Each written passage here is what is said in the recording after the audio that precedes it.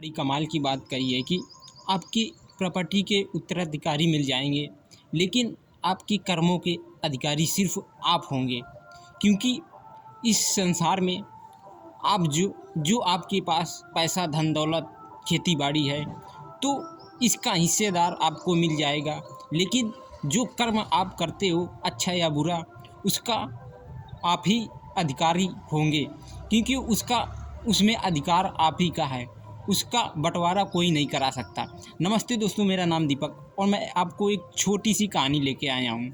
दोस्तों, एक बार एक महात्मा भिक्षा लेने के लिए निकले और थोड़ा थोड़ा बारिश हो रही थी। जब वो भिक्षा अपने आश्रम से होकर के निकले तो वहाँ पर कभी थोड़ा थोड़ा बारिश हो रही थी और वो थोड़े थोड़े बारिश में ही भिक्षा लेने के लिए निकले। जब वो निकले भिक्षा लेने के लिए तो देखा कि एक चौराहा में एक हलवाई बना रहा था समोसा और जलेबी गरम गरम। तभी उन महात्मा को लगा कि मुझे खाना चाहिए, लेकिन मेरे पास कुछ है नहीं तो मैं कैसे खाऊं। तभी वो महात्मा वहीं पर खड़े हो गए और तब उसने हलवाई ने देखा कि महात्मा जी यहाँ पर खड़े हैं। तभी महात्मा जी को बुलाया, महात्मा जी आइए और आपको जो खाना हो बताइए, हम आपको दे देंगे। तभी महात्मा जी को उस हलवाई ने गरम गरम समोसे दिया और जलेबी भी दिया। महात्मा जी खा पी के वहाँ से निकल लिया।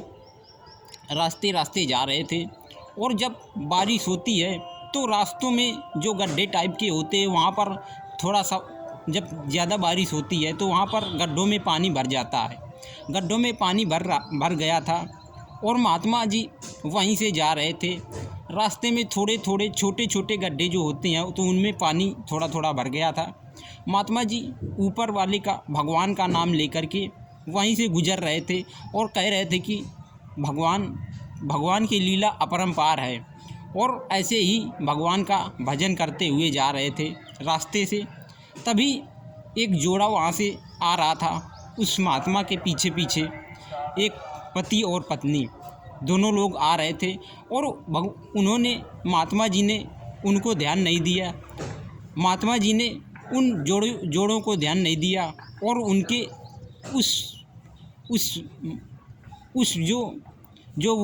उस पति की पत्नी थी, जो जोड़ा थे, तो उस पत्नी के साड़ी में एक वो लग गया जिसे कहते हैं कि एक छिट्टी पड़ गई।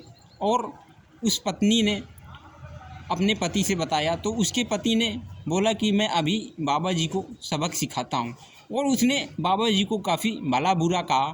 तभी उसकी पत्नी कहती है कि छोड़ो ना, रहने दो, और इसे धुल लेंगे तो नई हो जाएगी और छूट जाएगा। तभी वो और बिगड़ने लगा उस महात्मा जी से। तभी महात्मा जी काफ़ी क्रोधित हो गए और वो व्यक्ति भी महात्मा जी के ऊपर काफ़ी गुस्सा हो गया और महात्मा जी के एक थप्पड़ लगा दिया।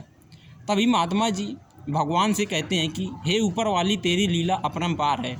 कभी मुझे गरम गरम समोसा और गरम गरम गुजियाँ देता है, गरम गरम जलेबी, गरम गरम समोसा देता है, और कभी कभी मुझे थप्पड़ भी खाने को मिलते हैं।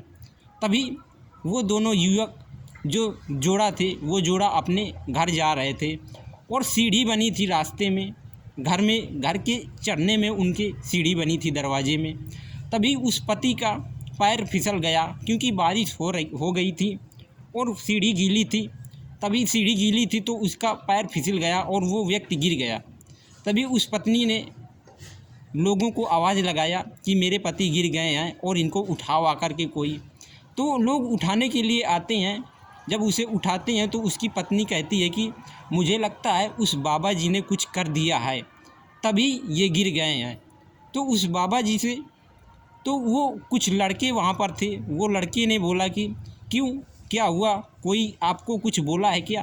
तो उसकी पत्नी बोली कि बाबा जी पीछे से आ रहे थे और इन्होंने बाबा जी को एक थप्पड़ लगा दिया, इसीलिए लगता है बाबा जी ने इन्हें श्राप दे दिया है, तो इसीलिए इन्होंने ये गिर गए हैं। तभी वो लड़के कहते हैं कि अब हम बाबा जी को सबक ज़रूर सिखाएंगे। तभी वो वहाँ पर रुक जाते हैं और जब बाबा जी आते हैं तो बाबा जी से बोलते हैं कि बाबा जी, आपने इन्हें श्राप क्यों दिया था? तो उन्होंने बोला, बाबा जी ने बोला उन लड़कों से, मैंने इन्हें श्राप नहीं दिया, मैंने तो इन्हें कुछ नहीं कहा, इन्होंने मेरे एक थप्पड़ लगाया था तब भी मैंने इन्हें कुछ नहीं कहा। तभी वो लड़के बोलते हैं कि तो फिर ये गिरे कैसे? तो बाबा जी बोलते हैं कि भगवान की बड़ी लीला है, इनके एक छिट्टी आ गई थी और इन्होंने मेरे एक थप्पड़ जमा लगा दिया, और तभी मैंने भगवान से बोला कि ऊपर वाली तेरी लीला अपरंपार है, कभी गरम गरम समोसे, गरम गरम गुजियाँ और कभी गरम गरम थप्पड़ भी देता है। तभी वो लड़के भी समझ गए और वो लड़के बाबा जी को बोलने लगे, बाबा जी हमसे गलती हो गई, जो आपको हमने भला बुरा कहा उसके लिए मुझे हम सॉरी आपसे बोल रहे हैं, मुझसे गलती हो गई।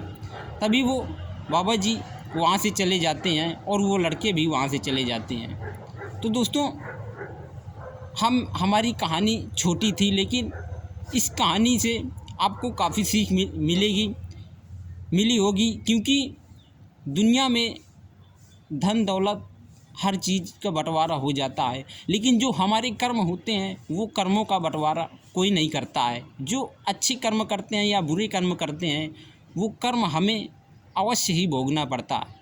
तो दोस्तों, इस वीडियो में हम आपको इतना ही बताना चाहते हैं कि हम जैसा कर्म करते हैं वैसा ही हमें भोगने को मिलता है, क्योंकि हर एक व्यक्ति अच्छा ही सोचकर करता है, लेकिन लोगों से बुरा भी हो जाता है। तो इसी प्रकार हमें अच्छा भी करना चाहिए, बुरा किसी के साथ नहीं करना चाहिए।